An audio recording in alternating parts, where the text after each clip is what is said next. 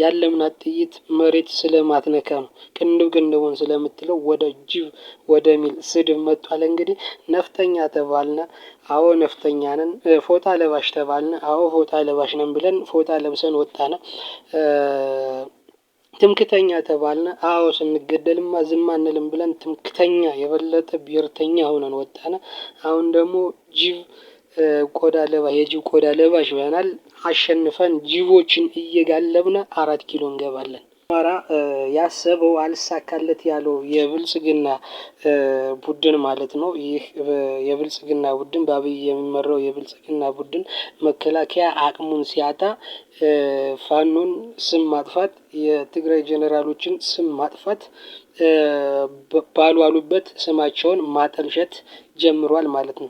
ይህ እንግዲህ የሰሞኑ መግለጫ በዘመቻ አንድነት በፋኖ የፋኖን ምት መቋቋም ያቃተው መከላከያ እንግዲህ ምን አይነት መግለጫ እንደወጣ እናውቃለን።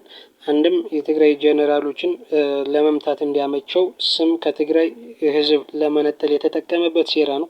ሁለትም ደግሞ ፋኖች አቅም እንደሌላቸው ነገር ግን የተመተውን ምት ያለማመን አልሞት ባይ ተጋዳይነትን የሚያሳይ ነው ማለት ነው።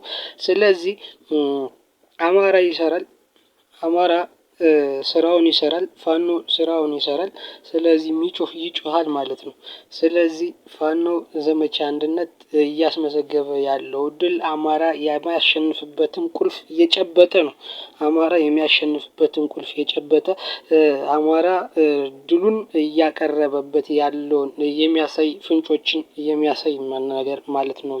በዘመቻ አንድነት ያየነው። ስለዚህ ዘመቻ አንድነት በላይ ደግሞ እኛ የምንጠብቀው ምንድነው? አራቱም የአማራ ማዕዘን ፋኖች አንድ ሆነው ዘመቻውን አቀጣጥለውት ጅብ ነው እንግዲህ ያለው የጅብ ግልገል ተሸክመዋል አይደል ያለው በአሳምነው በአጼ ቴዎድሮስ በበላይ ዘለቀና በልጅ ኢያሱ እንዲሁም በእምዬ ሚኒሊክ ግልገሎች የጅብ ግልገል ሳይሆን ግልገሎች እየተመራ የአማራ ድል 2000 ጅብ እየጋለብነ 4 ኪሎ የምንገባበት 2000 ጅብ እየጋለብነ 4 ኪሎ የምንገባበት ጊዜ ደርሷል ማለት ነው።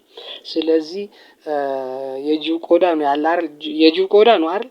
የጅብ ቆዳ ሳይሆን የበግ ለምድ ምናምን ሸዋ ላይ የሚለበስ ባህል አለ። ይሄ የበግ ለምድ ነው። የበግ ለምድ ይለበሳል። ይህ ደግሞ ባህል ነው።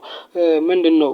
እና ኦሮሚያ ላይ እኮ ዋርካ ይመለካል አይደል? ዋርካ ቅቤ ይቀበል ለልጁ ቀብቶት ማያውቀውን ቅቤ ዋርካውን ይቀባል ማለት ነው። ይሄም አለ ማለት ነው።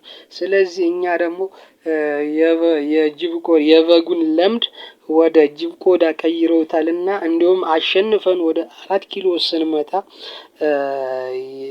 ስንመጣ ጋሻ ከጋሻችን ከመሳሪያችን ከታንካችን ከመትረጊሳችን ከስናይፐራችን ባልተናነሰ መልኩ ጅቦችን ነው እየጋለብን የምንመጣው።